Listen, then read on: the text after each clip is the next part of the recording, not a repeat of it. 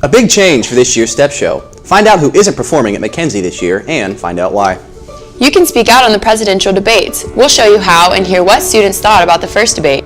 Up-and-coming folk rock band Judah and the Lion comes to Chattanooga. They'll tell us what inspired their new album. And it's splashed down during Down with the Dean.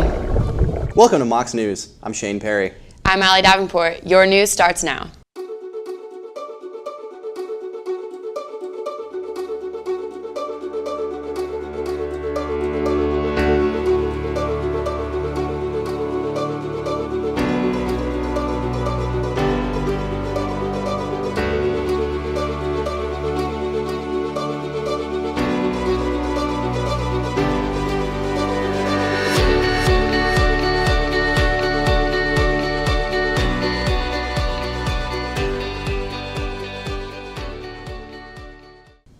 Next week is homecoming, and one of the biggest events will look a little different this year. That's because African American fraternities and sororities will hold a separate STEP show off campus. News of the split became public this week, but organizers behind it all say it's been in the works for some time. They say they want to reach out and connect with the community, and this is a way to do it. It's named Reawaken 1968, and the event will be held at the Center for Creative Arts on Dallas Road next Friday. Well, what we wanted to do, the National Panel and Council, we all came together and we realized that we wanted to actually get out into community, our own community, and actually, instead of wait for them to come to us, actually bring our show and our tradition to them, and also be able to give back to that same community that wants to support us so bad. Kaidaby said they are not closing the door on rejoining the on-campus STEP show at a future date. Be sure to watch Mox News for complete coverage of Homecoming 2016. Get the latest details on who wins what and who doesn't. STEP show, lip sync, field games, and more. We will have it all here on Mox News. UTC students tuned in to watch Donald Trump debate Hillary Clinton this week. The first of 4 debates was held Monday night. Students could see the action at several debate watch parties held on campus. Our Jennison Owens was there. I'm Jennison Owens reporting for Mox News. 2 UTC departments sponsored presidential debate watch parties last night, and I was there to catch student reactions. The UTC chapter of SPJ and the Communication Department invited students to come eat refreshments and watch the first presidential debate. The watch parties were hosted in the UC Auditorium in Frist Hall, and several students attended. However, their reactions were about candidate behavior. People were kind of just entertained about the persona and the vibe that Trump was giving off. Because it kind of started off as if we were listening to Hillary, and then we were kind of listening to Hillary get yelled at. The watch party also attracted local high school students. Orion Cooper is a student at GPS and attended the watch party supporting Hillary Clinton. It's entertaining, which I don't really think it should be as entertaining as it really is. I think it should be more serious, and we should be thinking like these people are going to be leading our country, but it's more like watching a TV show. At the moment, it's still quite entertaining because it hasn't been professional enough to be a debate. It's just literally like me and my sister arguing. There are 3 debates left until the election. Stay tuned to Mox News for more coverage. I'm Jennison Owens. During Monday's debate between Trump and Clinton, UTC students took to Twitter under the hashtag #MockTheDebate to express their opinions and reactions. Students in political science are required to create 10 tweets during debates. The next debate is for vice presidential candidates and will be on Sunday, October 9th. Be sure to check out #MockTheDebate to see what people on campus are saying. A student at East Tennessee State University was arrested for wearing a gorilla mask, carrying around a rope, and trying to hand out bananas at a Black Lives Matter rally. Media outlets report that Tristan Retke was charged with civil rights intimidation. Witnesses took photos and videos of the man walking up to demonstrators. Retke told police he wanted to provoke protesters. ETSU officials said in a statement they were outraged and commended students for their restraint. We have new information on the vandalism that emptied the University Center last week. According to a report in the UTC Echo, university officials have suspended the student responsible for the graffiti written on the walls of the Ocoee room. The student admitted to the damage and was reportedly under distress. He underwent evaluation. For the first time, UTC's annual career fair has been broken up into 2 days.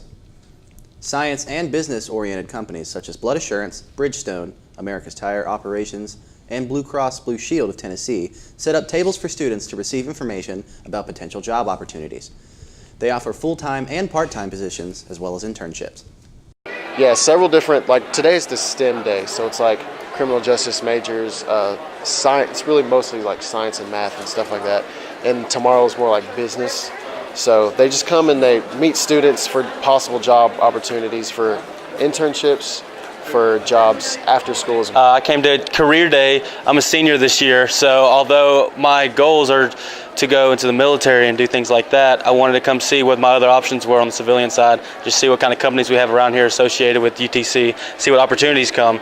UTC's Career Fair is a great opportunity for students to see what job options are available while in college or after graduating. The 2017 Spring Semester Career Fair will be February 1st and 2nd in the McClellan Gym.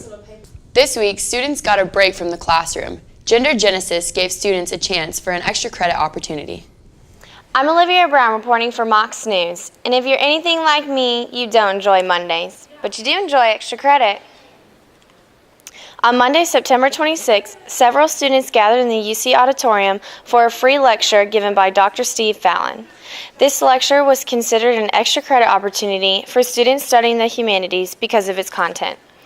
The lecture is titled Genesis and Gender, Milton's Adam and Eve and the Birth of Modern Marriage.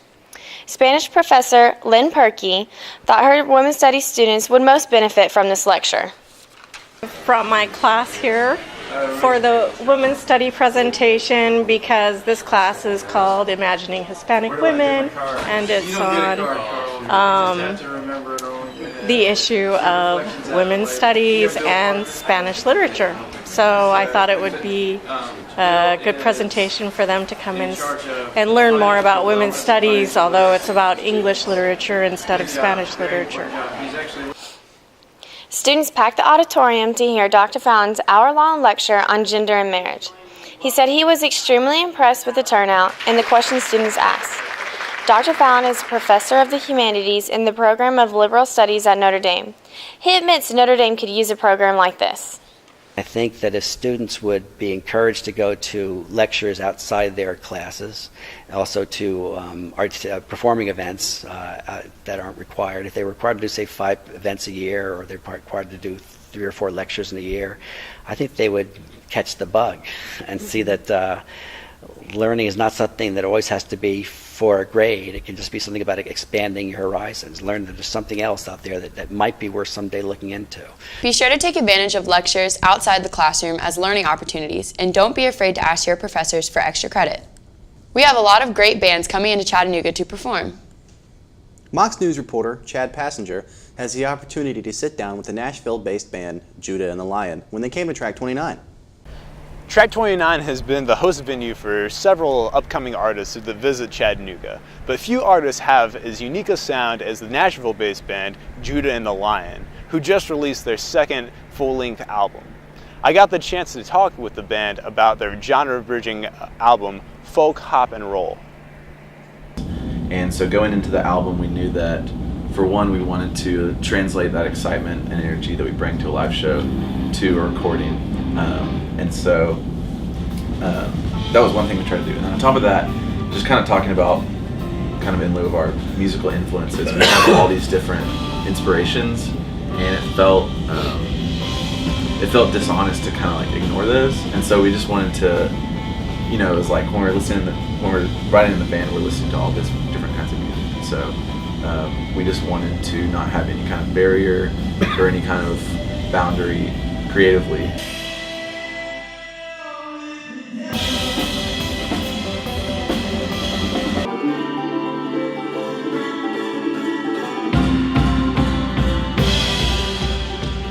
A lot of like what the lyrics about on this last record is kind of self-discovery and like kind of figuring out who we are as people and the life kind of we're getting after. And I think as a band, like our main goal is to become more like us with each record, meaning we take, you know, bigger leaps or maybe take bigger risk on certain sounds because we're more comfortable, or we figure out, no, we like really love hip-hop music. And Nate plays hip-hop all the time in the van, and so does Brian, and so does Spencer. So like, how can we infuse those like influences into our music?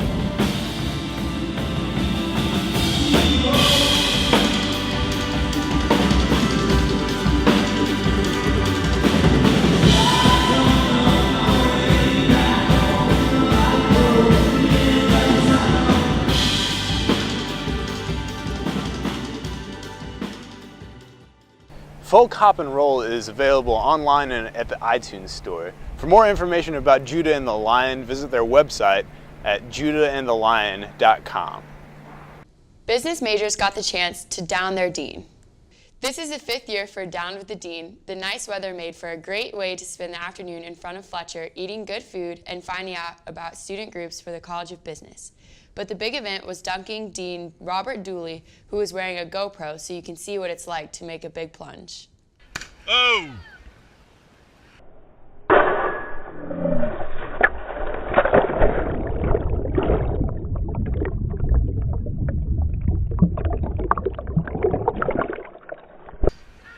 Just go up and push it. That's what you want to do. I know that's what you want to do.